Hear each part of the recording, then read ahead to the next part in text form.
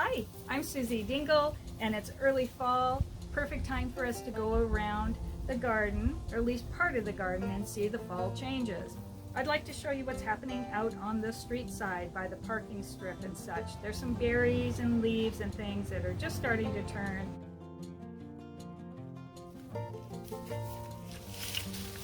Welcome to the middle of my Beautyberry Callicarpa. These berries really are this color purple this time of the year. And they'll last for a couple of months because the birds tend to leave them alone until the very end of the season. The leaves, they're nothing much spectacular this time of the year, but the berries are the reason why you want to grow this for fall color.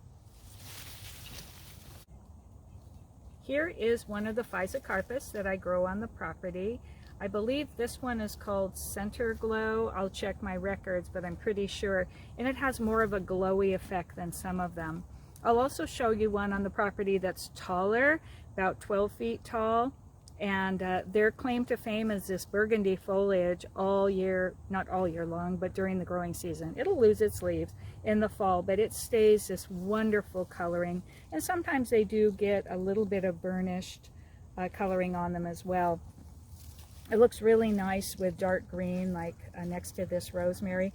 And don't forget about green being a part of a fall landscape, because it's wonderful to have the variation in foliage colors.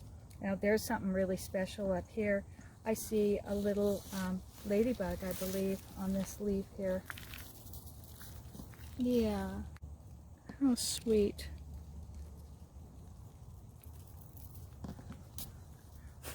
The Physocarpus Ninebark stems are also this beautiful burgundy color, and it's worth growing for that alone, plus the fact that it's a really tough shrub that can grow in the most horrible conditions.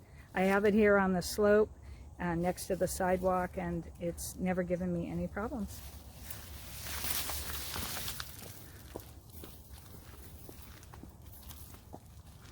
Oh, here's something fun.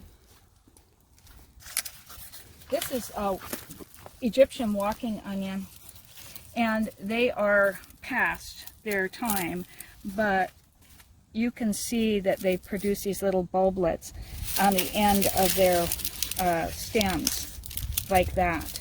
And that's how they reproduce. They do that, then they scatter themselves. That's why they're called walking. But I harvest them for food, and then I give them away because they do reproduce really easily. Now, this shrub just looks like a nothing in a way. You know, maybe you could say that, but it is a type of dogwood, and it does turn this color, these beautiful burnished colors, this time of the year. It doesn't get flowers on it either, except that this is a native shrub to our area. I believe it is called Cornus Calcii. I'll look that up. But it forms this wonderful low shrub ground cover that is wonderful for any kind of very difficult condition you have. Sunshade, wet, dry, it doesn't matter. And the leaves are quite lovely. So I will sometimes plant these native shrubs, even though they're not the showiest, but they definitely have their place in the garden, especially in the fall. Find it. Is my precious. Seriously, this is one of the trees that I just can't have a garden without one in it. It is a weeping larch.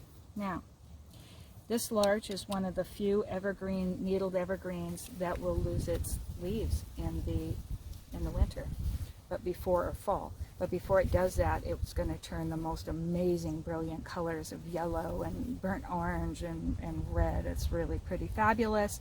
And then when it blooms again in the spring, the needles are super soft, almost like rubber. I don't know. I pet it all year round because it's soft all year round, but especially in the spring. Okay, doing good. This is an oak leaf hydrangea, and the blossoms have turned from red into this brown color, which I think is actually very pretty. I will clip those off later. But I did promise you that the leaves would turn a beautiful color. This is just the start of them turning burgundy and wine colors. They get even more beautiful than this as the season goes on.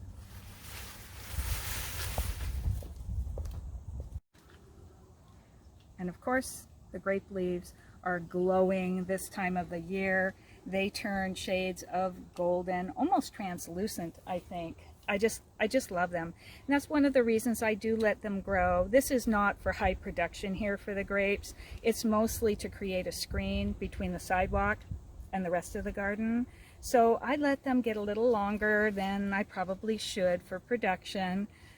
However, I love to see them this time of the year, and then I'll come along and trim the grapevines when it gets more like January, February. If you want a showier dogwood, then grow the red twig dogwood like this one. It's also a native of the Pacific Northwest, and it gets these beautiful yellow leaves and then also some dark berries on it.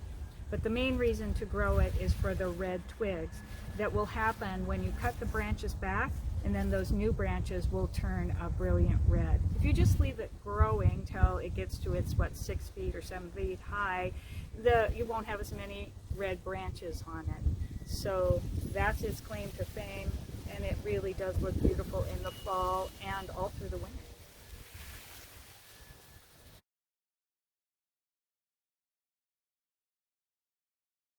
I love my fall garden chores, especially the weeding, because I find all kinds of surprises. There are things I will need to dig out and put elsewhere or give away, the cedar tree for instance, but this is a real treasure. It's a sucker from a sassafras tree that's growing a few feet away, and instead of just pulling it out and getting rid of it, which it does need to be gotten rid of unless I want a forest of sassafras, I will harvest these. These are used for filet gumbo, the leaves are.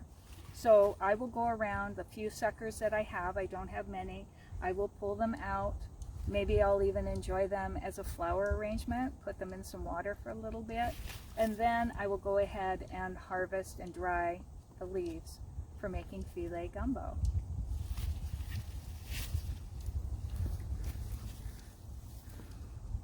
Here is my Himalayan honeysuckle. It's a golden variety, and I grow it for the amazing berries and the flowers that happen before the berries, and also for the green stems that last all winter long. And these are prized for flower arranging.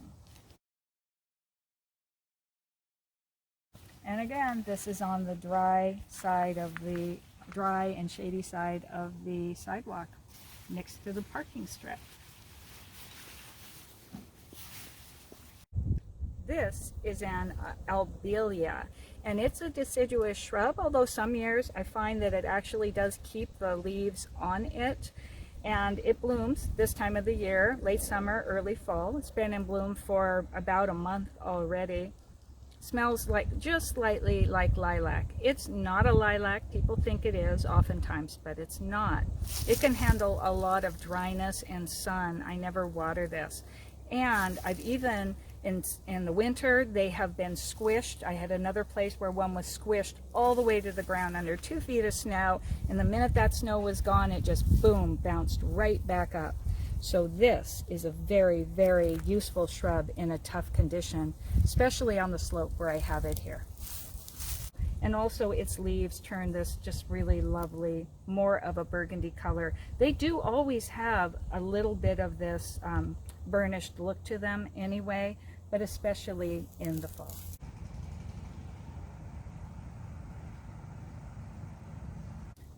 Hydrangeas are wonderful for fall color. And this is now the end of September, so they're just starting to turn their beautiful blush shades and burgundy and greens and all of that. I made a video about the hydrangeas earlier in the year, so you can check that out. Also on my front slope is a Rosa rugosa, and the rose hips are starting to come on this time of the year, and the leaves will start to change some color into a yellowish and then fall off. They're not really that exciting, but the rose hips are very pretty.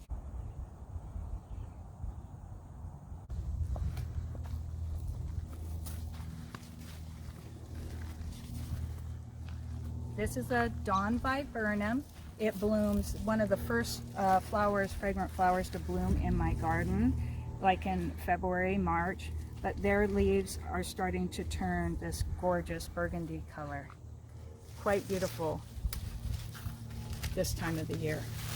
Oh, and the stems also. You can see the new stems are burgundy. Have you ever seen a peanut butter and jelly tree, a clerodendron? Well, here it is, and the leaves will start changing color soon, but right now its remaining flowers are the stars in the fall garden. They smell like jasmine. They're really lovely.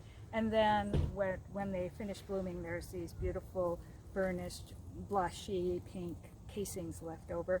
And the leaves have this lovely reddish purple color on the back side, and the stems do as well. And it really does smell like peanut butter.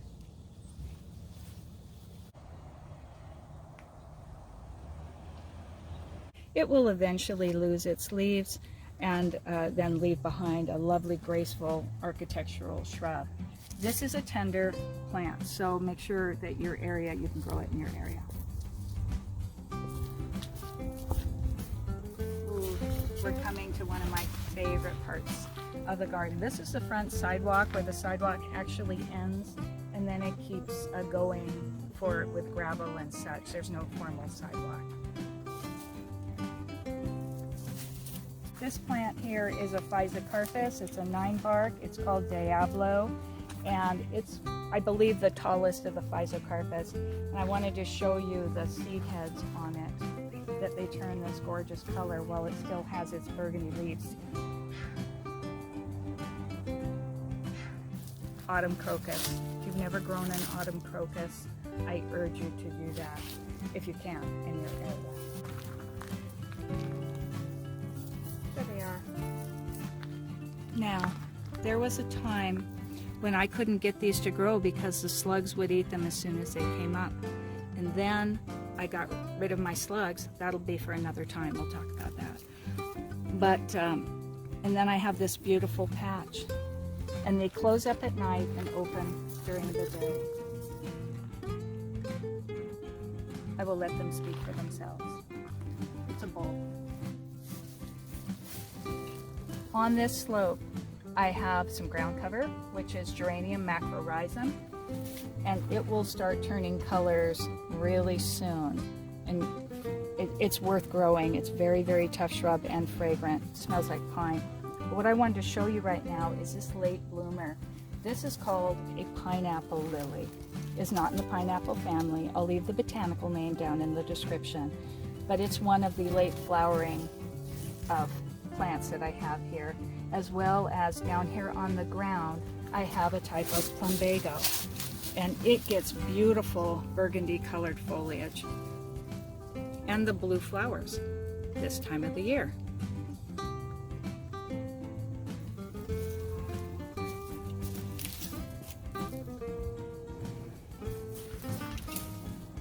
Okay, thanks for joining me today, and until next time, keep dreaming in the garden, even if it's your public sidewalk area.